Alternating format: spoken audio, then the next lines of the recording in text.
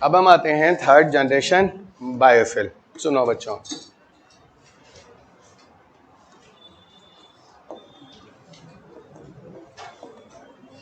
Third generation बायोफिल, ठीक है।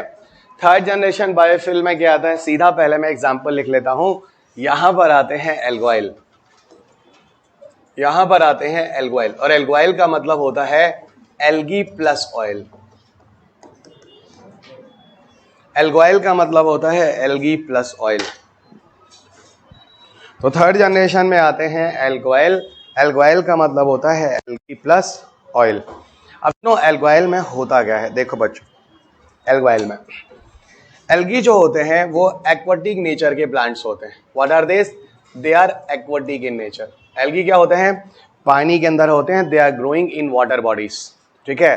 तो algae are aquatic in nature and they are growing in water bodies, ठीक है। अच्छा, पहली बात, एल्गी के साथ एल्गी होते क्या है कि स्पेसिफिक ग्रुप के प्लांट होते हैं। जब 9-10 की आप एनसीईआरटी जो मैं आपको रिकमेंड करता हूं जब आप पढ़ते हैं, उसमें आपको मिलता है कि एल्गी जो होते हैं फंगी, एल्गी, ब्रायोफाइट, टेरिडोफाइट, जिम्नोफाइट, जिस वजह से बहुत सारे ग्रुप के पौधे होते हैं, ठीक है।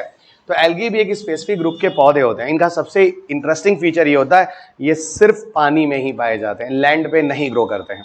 अब पानी में भी ये दोनों तरह के पानी में ग्रो करते हैं। अगर आपको फ्रेश वाटर मिल जाए वहां भी हो जाएंगे, मरीन वाटर मिल जाए वहां पे। फ्रेश वाटर का मतलब आप कहीं कॉन्टिनेंट वगैरह की बात करें, जैसे river, lakes, ponds. Marine water आप समझते हैं सी और ओशन, मतलब हर जगह एल्गी मौजूद है, हर तरह के पानी में। पहली चीज तो सर आप कहना क्या चाह रहे हैं, कुछ नहीं, पानी है एल्गा लगा लो, और पानी है एल्गा लगा लो। तो एल्गा से क्या मिल जाता है, असल में कुछ ऐसे एल्गा देखे गए हैं जिससे लगभग 70 से 80%, 70 to 80% इनका जो ड्राई वेट होता है, समझना 70 to 80% dry weight of algae में लिपिड पाया जाता है। मतलब पूरे एल्गी में, उस एल्गी को पानी से निकालने के बाद अगर हम पानी से निकालकर धूप में रख दें, पूरा मॉइस्चर उसका उड़ जाएगा। तो कि जब पानी में होगा तो उसके सरफेस पे काफी हद तक तो पानी एब्जॉर्ब होगा। जैसे ही आप सन की लाइट में रखेंगे क्या होगा, वो वहां से मॉइस्चर उड़ जाएगा। अब मॉइस्चर उड़ जाएगा तो उस एल्गी को क्या बोलेंगे, ड्राई वेट। अब उस ड्राई वेट के एल्गा का अगर हम वेट लेंगे तो 70% तक उसमें लिपिड मिलेगा। वही लिपिड जो अभी आप पीछे जट्रोफा वगैरह में देख रहे थे, वही लिपिड जो अभी आप पीछे नीम के ऑयल वगैरह में देख रहे थे। और यहाँ ये जो होगा लिपिड, वो आपको कुछ एल्गी में मिलेगा। ऐसे एल्गी ढूंढे गए हैं जिसमें अच्छी खासी मात्रा में लिपिड पाया जाता है, ठीक है। अब क्या करेंगे, कुछ नहीं, लिपिड निकाल लीजिए। बाकी का आपको प्रोसेस पता है जो आपने पीछे देखा था। इस लिपिड को निकालकर transesterification the chemical reaction करके इसको आप बायोडीजल में कन्वर्ट कर लीजिए। किस में कन्वर्ट करेंगे, बायोडीजल में कन्वर्ट कर लीजिए। और इस बायोडीजल को आप ले जाइए, डीजल के साथ मिलाकर प्रयोग में लाइए। ट्रांस एस्टिफिकेशन प्रोसेस फिर कहूंगा इतना आसान नहीं है। मैं बार बार इसलिए बोल रहा हूं कि तुम्हारे पेपर में तो यही क्वेश्चन आ गया कि alga based biodiesel production is not a easy task. हाँ भैया, क्योंकि इसीलिए बार बार बोल रहा हूं ट्रांस एस्टिफिकेशन इतना आसान प्रोसेस नहीं है। ये लाइन ऐसे ही पूछ दिया, it is difficult to make it, yes it is difficult to make it. फिर मैं कह रहा हूं, पर फिर भी लोग कोशिश करके लैबोरेटरीज में केमिकल साइंटिस्ट होते हैं इसको बना लेते हैं। सिर्फ इंफॉर्मेशन सुनते चलिए, बहुत ज्यादा बोलना पड़ता है भाई, ठीक है।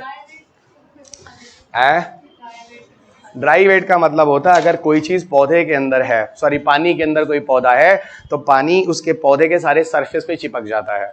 तो जब निकालोगे तो पानी भी उसे चूता रहता है, गिरता रहता है, ठीक है ना। तो वो वेट हो गया। जब उसको निकाल के बाहर धूप में रखोगी तो वो क्या हो जाएगा, धीरे धीरे सनलाइट में पानी उड़ के इवापोरेट होकर निकल जाएगा। अब जो पौधा सूख गया वो क्या है, ड्राई वेट। उसमें देखोगी तो 70% तक लिपिड आता है। हर पौधे में नहीं, कुछ में जो मैं लिखने जा रहा हूं, ठीक है ना। जैसे क्या क्या है, एक दो नाम मैं लिख देता हूं, पर आपके पेपर में कभी भी ये नाम नहीं पूछा जाएगा। आपकी किताब में अगर गलती से आप कभी पढ़ोगे जो मैंने रिकमेंड किया है, उसमें ये सब पौधों के दिए गए हैं, बोट्रायोकॉकस, सायोकाइड्रियम, ये सब कुछ एल्गी के नाम है। और भी नाम है, ड्यूनोलिला है, क्लोरेला है। इस तरह के ऐसे एल्गी हैं जिसमें अच्छा खासा लिपिड की मात्रा पाई जाती है। पर अगेन आई रिपीट, आपके पेपर में इस तरह के एल्गी वगैरह के नाम नहीं पूछे जाएंगे। और इवन ये क्वेश्चन 2017-18 में वैसे भी पूछा जा चुका है। ओके, 2017-18 में पूछा जा चुका है, एल्गा बेस्ड बायोडीजल प्रोडक्शन। ये बताओ यहां तक चीजें क्लियर हैं? कुछ नहीं है, फैक्ट है, चलते चलिए। बहुत सिंपल है कि एक फैक्ट को बोर्ड पर लिखा जा रहा है, उतारते चलिए, ठीक है। चलिए और ये रहा, फिर मैं अंत में बता दूं, ये मेरे कोर्सेज हैं जो आपको पूर्वांचल एस एप्लीकेशन में मिल जाएंगे।